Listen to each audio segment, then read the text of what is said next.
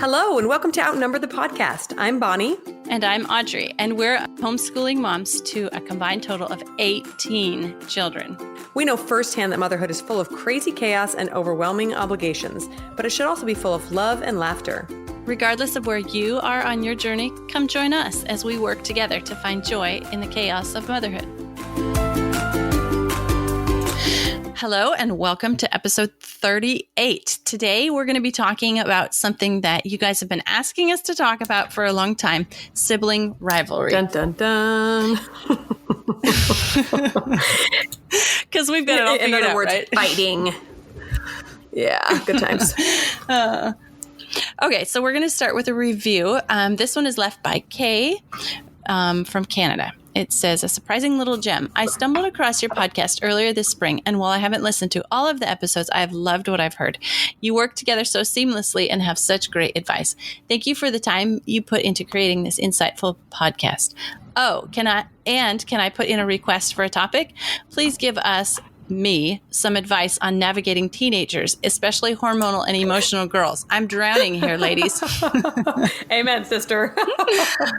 I have some girl teenagers, so I suppose I could relate. I don't know if I could. Yeah, let's have you tell us all the tips. Yeah, we'll work good on idea. that. Yeah, I'll talk about boys. You can talk about girls. You got both, but that's all I got to offer. Okay, so for a humor segment today, because we're talking about sibling rivalry, fights between kids, we thought that we would both share the most desperate thing we've done to stop our kids from fighting. So mine, I'm sure there's been something more desperate, but I wanted to share one thing that happened recently. I've been struggling to really focus on the good in my kids and not always be correcting their bad behavior, just focusing on the things they do right. So my 6-year-old, this is especially difficult with because he is an instigator. He fights with literally every child in the house, from the 14-year-old to the 2-year-old, not the baby. He doesn't fight with the baby. So I've been trying to focus on the good. So the other day, the kids were playing with like kitchen utensils, like spatulas, and, for swords or whatever, and pot lids for shields. And so, of course, as they're playing, somebody gets whacked in the head with a spatula and somebody whacks somebody back. And my 6-year-old is really angry at this point. And so he lifts up his spatula and chucks it at the sibling. And my first reaction is to yell, "No, don't do that." And then I see him lift up the shield. Well, this is like a metal pot lid, right? That's really going to do some damage either to my wall or to a kid's face. And so I immediately went into my finding good face, voice. "Oh, let's please not do that, buddy." This is totally out of character for me. I'm usually screaming when kids are fighting. "Oh, let's not do that, bud. We don't want to hurt her." Or I think I said, "We don't want to damage property," or something like that. Cause I think he really did want to hurt her at that moment. And then he dropped it. And I immediately stayed in that mentality and was like, "Thank you so much for dropping that and not throwing it." Again, totally out of character for me. I'm usually like, "All right, let's focus on what you did wrong." But if you could have seen the look on his face, it was like pure shock. Wow, she just thanked me for not chucking a metal pot lid at my sister's head. But I was like, I'm calling that a win. Oh, yeah. All right. So my funniest or maybe most desperate thing I've done to get my kids to stop fighting is, so when my oldest two were at the age where they just can't seem to get along. And I know that, at least with my kids, there's been an age where they reach and there's two of them, they just butt heads over everything. It doesn't matter what.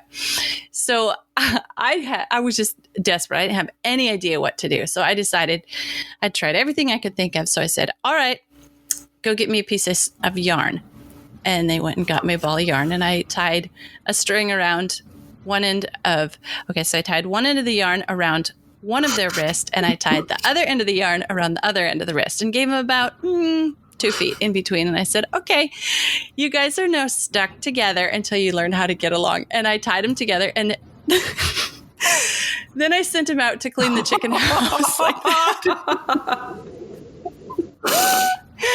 Now go scoop, poop. You're going to like each other. So then, that it's kind of desperate, but it does throw them into us against mom mentality. So they're not, each other is not the bad guy anymore. Kind of mom's the bad guy. Right. And come on, it's yarn. It doesn't hurt, right? So So they conspired with each other. And while they were in the chicken house scooping poop, apparently they removed the yarn, and pulled one over on mom's eyes. But they came back in and they were buddies. And, that was really about some of the last times that they got into it together, because I would just kind of have to say, okay, yarn time. And, that was, no, mom, we love each other. Kiss, kiss, hug, hug. Yeah, there is some, and we're going to talk more about this later, but there's something to be said about pitting them against a parent that actually helps them get along better. Those two now get along better than I've seen any siblings ever get along. So I'm claiming the yarn trick did it, but it might have been, just whatever. Just a united front against a common enemy. That's you. And hopefully the desperation that they didn't want to get tied together again or something. Mm-hmm. I've always thought about throwing fighting kids in the shower together and turning it on. You heard of that? I've heard of somebody doing that to teenage boys, because my boys are now big enough to fight so hard that I don't want to insert myself in there, but I also can't let them keep doing it. They're going to really hurt each other. So I'm like, maybe the hose? I don't know. Turn the hose on. Oh, all right. So today we're going to talk all about sibling rivalry, when kids will fight. And we've got lots of experience with this. If nothing else, we can relate to people asking for help with sibling rivalry. Yeah, totally.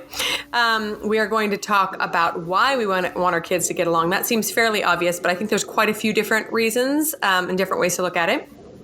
Okay, we're going to give our best tips for helping them get along. And I promise they're going to be better than tying together with string. Although that is an excellent one I'm keeping in my back pocket. We're also going to talk about what to do when they do not get along. So when there is fighting or rivalry or, and when we say rivalry, we tend to mean something a little bit longer lasting than just like a fight here and there, right? Something that is hard to overcome. So we're going to talk about what to do when that happens.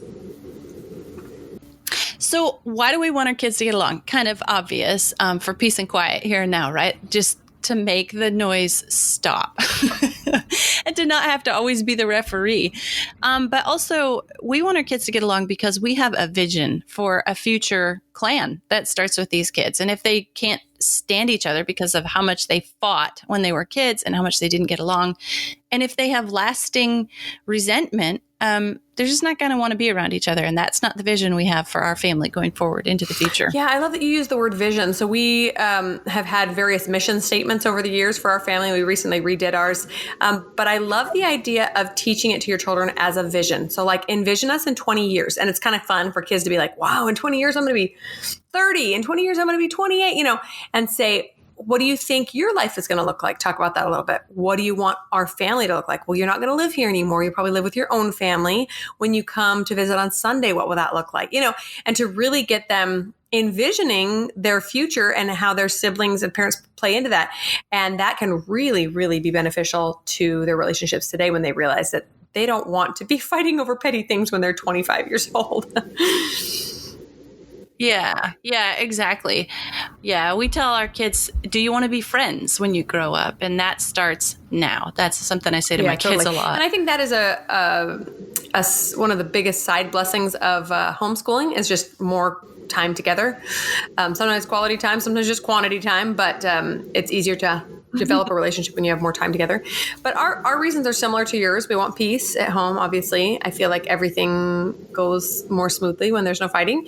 We want lifelong relationships, and we want to set them up for also to have good non-familial relationships. So I feel like people who can overcome obstacles in their family relationships are just that much easier to get along with outside of the family. Does that make sense? So they're going to be a lot better roommates, a lot better spouses if they understand how to overcome sibling squabbles. Yeah, exactly. I think I've mentioned this before. My husband grew up in a family that squabbled a lot or had a lot of discussions that got heated compared to my family growing up. Yeah, they got quite heated, and sometimes people would argue the other side of the equation just so there could be some life in the conversation. Or something.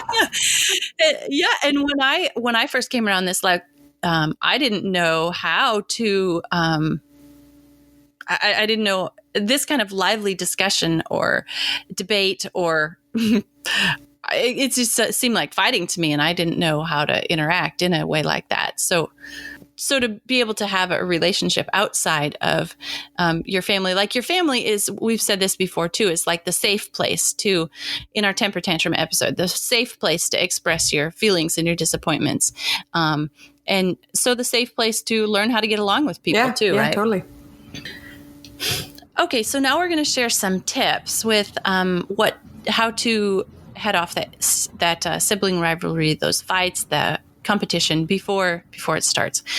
So my best and favorite tip is to start before the sibling ever arrives. We talked a lot about this in episode 5 on getting kids ready for a new sibling. And in that episode, I specifically went through what we do to get our kids ready for a new sibling, because there is so many books out there and so much thought out there that you're not going to be the baby anymore. And that does introduce rivalry or competition into a relationship. Yeah, almost from the get-go, you're saying, oh, you're less special now. Sorry. Nobody wants to feel that way. Yeah. So start before the sibling even arrives and talk about how they're going to love each other and how they're going to be friends, and that, along that line. Another thing we do is we discourage competition. I know that we are homeschooled, so we don't have as much opportunity for this, but we don't put our kids in competitive sports. Not because they couldn't do it or they wouldn't love it or there's not good things to be learned, but it's just part of our philosophy that we just don't encourage competition in our kids. We discourage competition. And then we encourage friendships. So like I said a second ago, we talk about, do you guys want to be friends when you grow up? Do you want to do stuff together? Imagine yourself shopping together or getting your families together for a barbecue or something. And how we do this is we have them do tasks together. So yes, I had my kids clean the chicken house together, tied together and all that. But I'll put 2 kids on one chore for the week. Okay, you guys are going to, taking care of the goats this week. And that's your job together, and help each other, and then give them rewards together too. So for example, you guys were on goats this week and you did so awesome. We're going to run to town and we're going to, do a special activity or go to a park because you guys did such a great job taking care of the goats. And so they get, those 2 that were working together get rewarded together. And that's another way to encourage friendships. Another one that's maybe a little bit of a toughie for adults is be friends with your own siblings. So yeah, maybe you had some sibling rivalry or competition or hard feelings, resentment from growing up, but we're adults now. And so like, if that can be resolved and if we can be friends or work toward friendships with our own siblings, to be an example of our kids, what they might want to do someday, that's golden. Might be difficult, but it is like being the example of what we want our kids to be, right? And then one thing I have my kids do, so if oftentimes there's 2 that they're just butting heads and they just are, no matter what, they're setting each other off. So, if they come to me and they're constantly tattling on one sibling, I always ask them to tell me one good thing about their sibling, the sibling that they're struggling with, before they tell me whatever thing they came to tell. That's good. So, so-and-so was hitting me or whatever. So I said, stop. You have to tell me something good about them before you tell me the bad thing. I'm doing that. That's awesome. And they kind of stop and blink and think, and then they're like, because they really want to tell that bad thing. So they have to, but they're not allowed until they think of something thinking about good. the good thing might take a little bit of the wind out of their hate sails, like, oh yeah, I guess I do kind of like them, but I'm still mad they hit me. So that actually reminds me of one of our tips, what we do at the dinner table every night is we tell our highs and lows for the days. We say my high was going to the store and using my money to buy a toy. My low was when I tripped and fell at the park or whatever. But some caveats of this are your low can't be tattling. So it can't be, my low was when my brother hit me. You can say getting hurt or something like that. But, and so it doesn't become like just a tattle fest, but also it really helps others the other siblings encourage the one who's telling it. Like, oh, you're high. Yeah, that was so awesome that you did that. Good job. And we all kind of, the parents are the example of encouraging the kid in that, or showing empathy when they talk about their low. Wow, that must have been really hard. I'm sorry that happened to you today. And empathy is so, so important. It's something that I think many adults don't know how to practice. And I still work on sometimes. But to teach your kid true empathy, out of a totally selfless place is really, really powerful. And along with that, I realized how important it is to teach our kids moral absolutes, like right and wrong. Like, it is always wrong to hit your sibling. I don't care what they did to you. It is always wrong to, whatever else your rules are. Because then it becomes not a us versus them thing where mom's nagging me again. It's I just made a serious mistake because that is, and that goes to, into spiritual beliefs or whatever you believe is innately wrong. Like harming another human being is innately wrong. We don't do it ever at our household. But for them to understand that it's not mom's rules that I'm breaking and I want to rebel. It's the universe's rules. This is truth, absolute truth. So I actually made a video about that that I'm going to post on Instagram this week. But it's just a really interesting paradigm shift to go from it being mom's rules to absolute rules that apply to everybody. Yeah, I like that. I have a verse that I'll often have my kids copy when they're not, for copy work at school, when they're not getting along. And it's in Ecclesiastes 4, and it says, 2 are better than 1, and a threefold cord is not soon broken. So just getting them to thinking that this information that mom has given us is coming from somewhere outside of mom. Because when they get mad at you, they might, try to break all your rules. But if it's a higher power that's holding them accountable, that's different. Yeah. And like we kind of mentioned before, it's fun for me to allow my kids to kind of innocently gang up on me, So like you say, sometimes that's forced, like making them do a chore together or making them do a project together.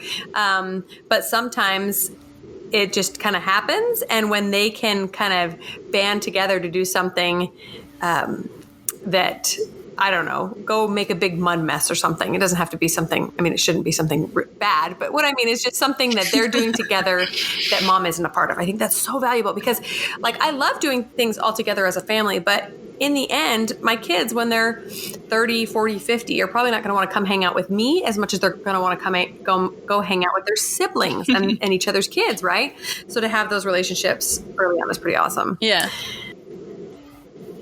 Yeah, I see that now in my teenagers. They're to the place where they have, stuff that they talk about. Oh, I don't know. Like they talk about things on forms of social media that I don't even have, TikTok or whatever, and they laugh and giggle about something they saw or something they heard or something. And I was like, I'm glad you guys are enjoying each other because that's going totally over my head. And that's part of the joy for them is that mom and dad are old fuddy-duddies and they have no clue what, TikTok is or whatever. Yeah, totally. Fun quotes or expressions or things that band them together that mom has no clue about. Some stupid Fortnite dance or I don't know, whatever the kids are into these days. Along these lines, sleep is sharing a bedroom with a sibling can really help them that way, especially if the kids aren't getting along. Maybe say, we're going to have a couple of months where you guys get to share a room. See if you could work it out. Having little secrets from mom, as long as they're innocent, obviously, girl talk, boy talk, whatever. And then lastly, my tip is to be really cautious about labeling kids. And you kind of mentioned this, when a sibling comes around, it's not that you're not the baby anymore. You're still as valuable, etc. But pointing out when one kid is good at something can automatically make the other kid assume that they're not and that there's some sort of competition. And we often do this subconsciously. So I remember hearing a talk in church, I think a while ago, where the speaker said, if you say Susan is pretty and Jane is smart, the only thing Susan is going to hear is that she's not smart and Jane will hear she's not pretty. I thought, which is so true. We're trying to find something to build someone up with. But oftentimes if we do that individually that's totally fine to do one-on-one. But if we do that within the earshot of someone else, they are naturally going to compare themselves and say, gee, mom's never told me I'm smart, and that might seem silly, but it really can affect a kid. And to dole out those compliments generously and across the board. And if you want to say something personal to a child, to do it out of earshot of other people. So Sure. I've even heard adults say things like, I can't paint because my sister was the painter. Yeah, that sticks with you for a long time. That doesn't make you not a painter. Exactly. Yeah. Oh, I totally agree about kids sleeping together. As I've mentioned before, we have a very small house, and all the girls sleep in one room, and all the boys, except the baby and the biggest college boy, sleep in another room. And, it really does something for their psychology. When you have to sleep together at the end of the day in the same bed or in the same room, you kind of don't want to make too huge of an enemy of that person. It's kind of the reason they say that spouses should always go to bed together, right? So that you can come together and the day on a positive note. Bonnie, now we're going to get people requesting us to talk about our marriage relationships and so on. Don't. Okay. All right. So what to do when they don't get along? Because there are times when there will be two kids of a certain age, and they hit that age, and they're just, no matter what, they're just always fighting, no matter. So sometimes separating them works. When they're younger, especially, this works. Sometimes just, okay, you go on the second floor of the house, and you go down on the first floor of the house, and you guys aren't allowed on the same floor.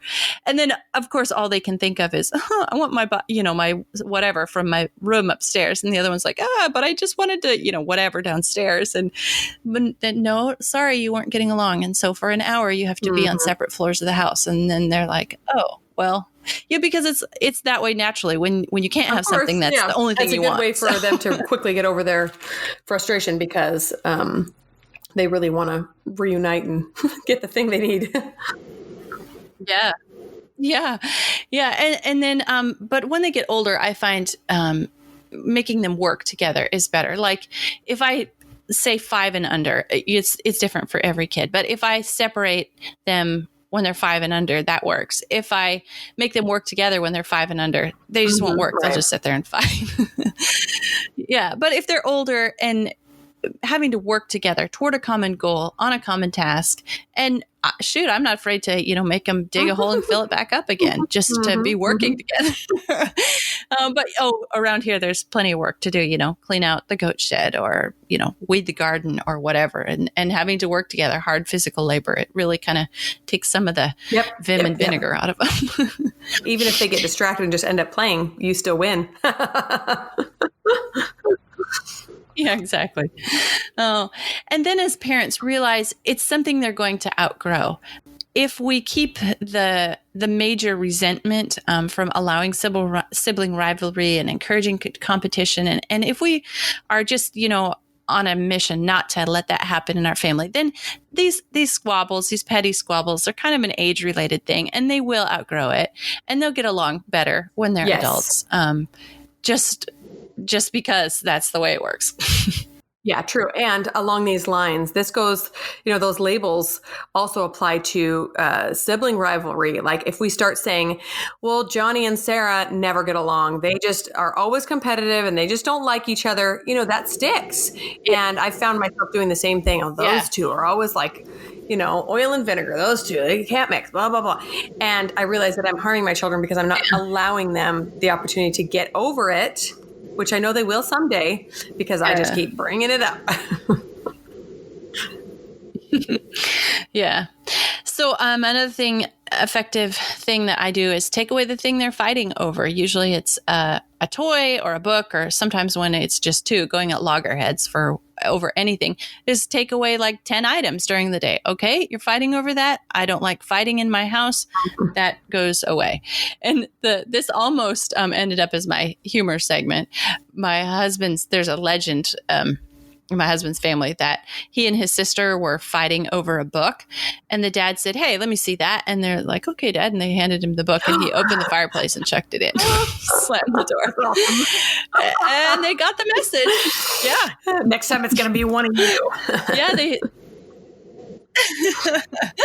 But they got the message. And, when you take away the thing they're fighting over, that usually takes some of the steam out of their sails. They're like, okay. And then, then if it happens a couple times, okay, so you take away 2 or 3 things they're fighting over, and pretty soon one of them will get it, and they'll be like, you can just have that. Let's not fight over this because mom's going to take it away too,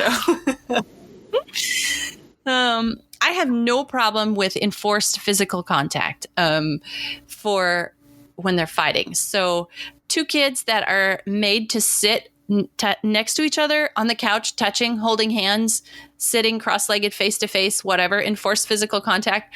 In about 30 seconds, they'll be laughing instead of fighting. I don't know why, but if you just make them sit there and hold hands and look at each other, put their arms around each other, give them a kiss, tell them they're sorry, give each other a kiss, say, I'm sorry, say, I accept your apology.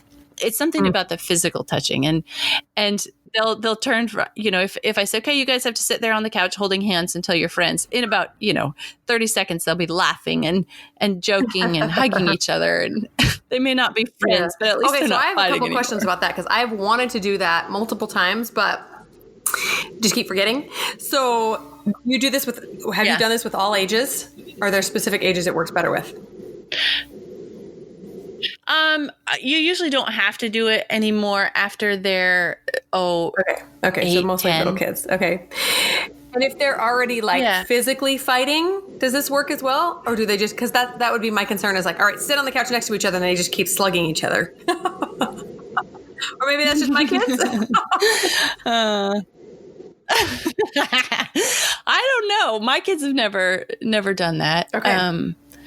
Now I do have to say that with boys, I accept a little more rough and tumble. And I know we have scheduled to do an episode on raising boys versus raising girls, but I do allow some of the physical rough and tumble, as long as I see that nobody's getting mad.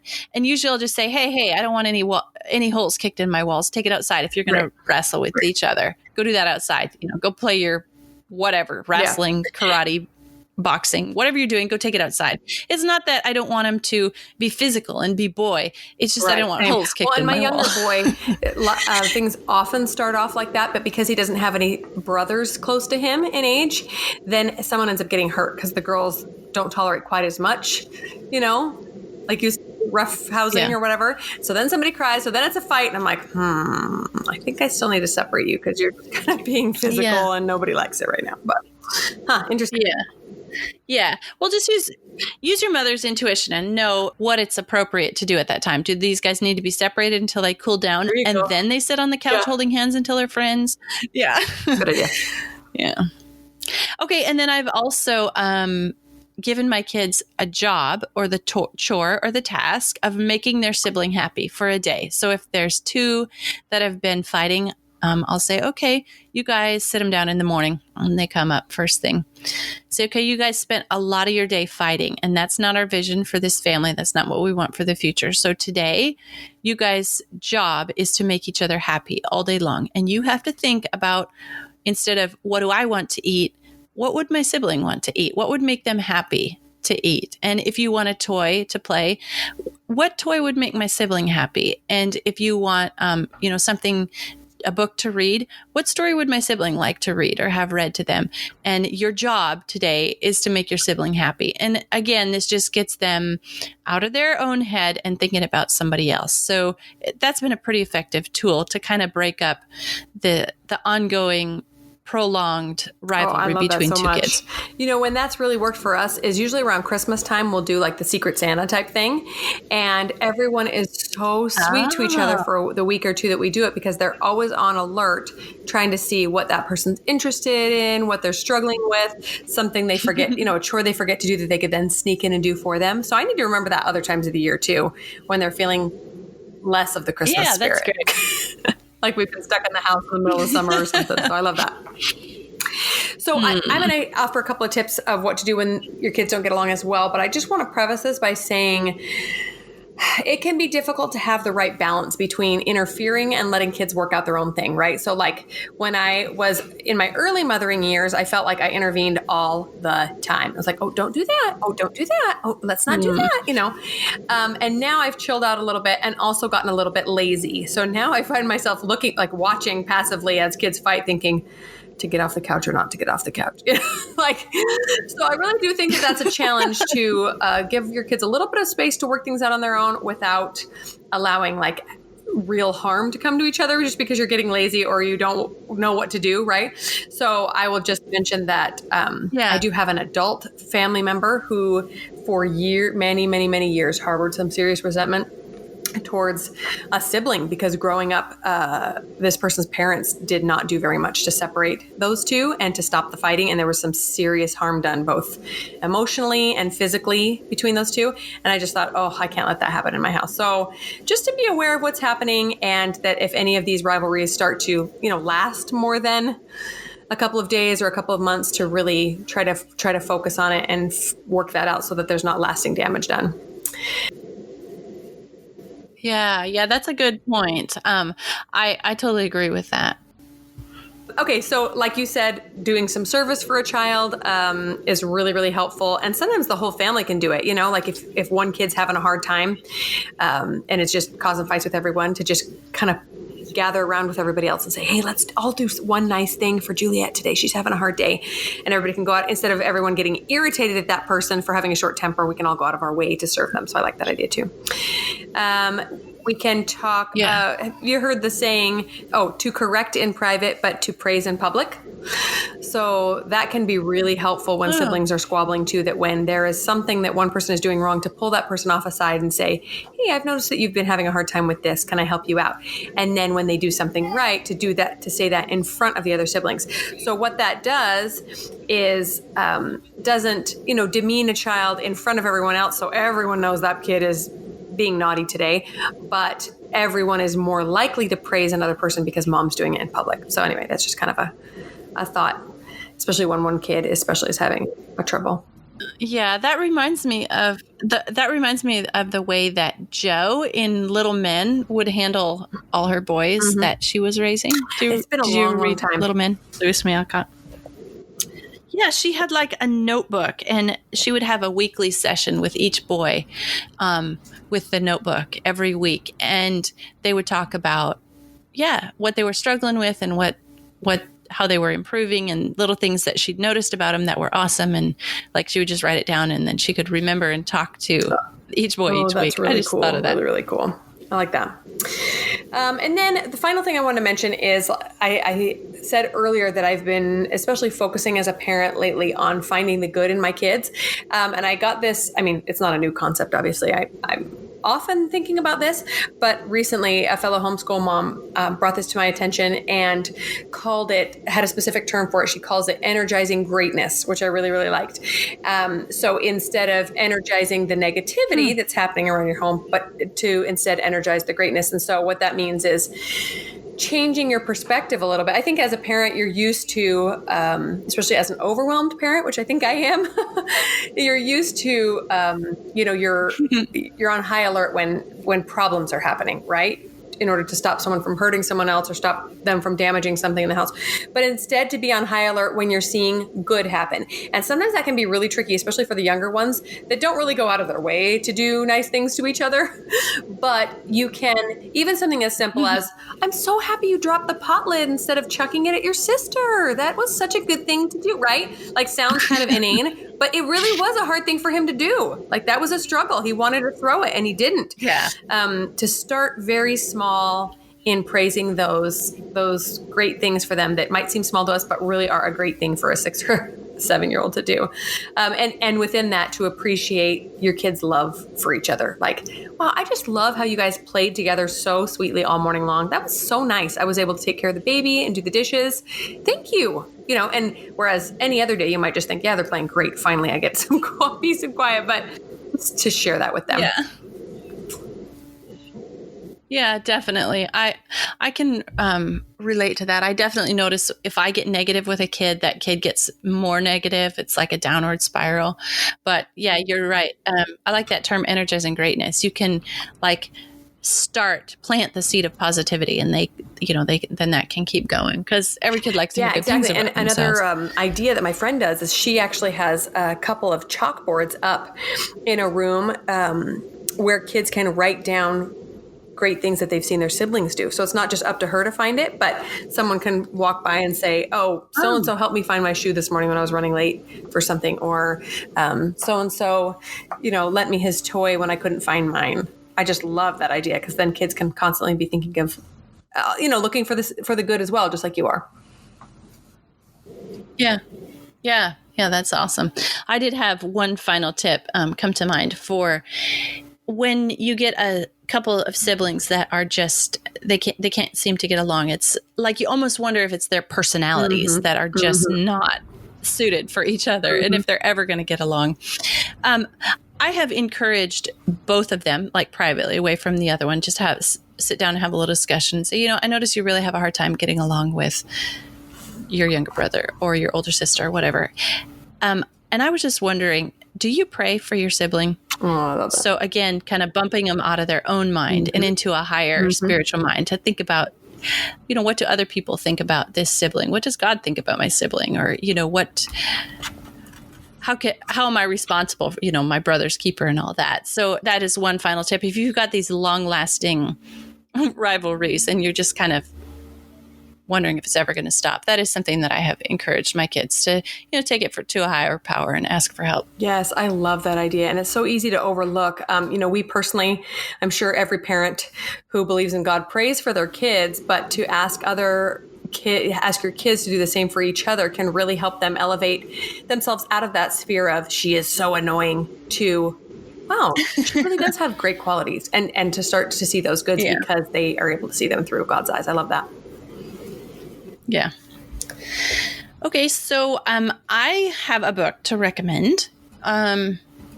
It's called Siblings Without Rivalry, and it's written by the same people that wrote How to Talk So Your Kids Will Listen and Listen So Your Kids Will Talk. And I read these two books way back at the beginning of my parenting career, so they are outdated. There's probably newer, shinier versions, but I don't think the things that are said in them have gone out of date. So Siblings Without Rivalry is how to talk to your kids in front of the other kids and how to talk to them, when they're by themselves, and to help offload. Oh, I love that. Offset. How to, offset some of that rivalry before it even starts, just by the words that you're using and the communication that you're having in front of your kids. Oh, yeah. I love that. I'm going to have to check those out. So that's all we have for you today on Sibling Rivalry. We hope that something we have said has struck a chord with you, maybe a little tip you can try, or at the very least, just know that at least you don't have 9 kids fighting with each other. Life could always be worse. Or maybe you do. You know exactly where we're at. Good for you. Thanks so much for chatting with us about this topic today. That's funny. Thanks so much for tuning in. If you've enjoyed this episode, we'd be so grateful if you'd leave us a written review on iTunes. If you have any questions or ideas for future episodes, you can reach us at outnumberthepodcast@gmail.com and find us on Instagram at outnumberthepodcast. See you next week.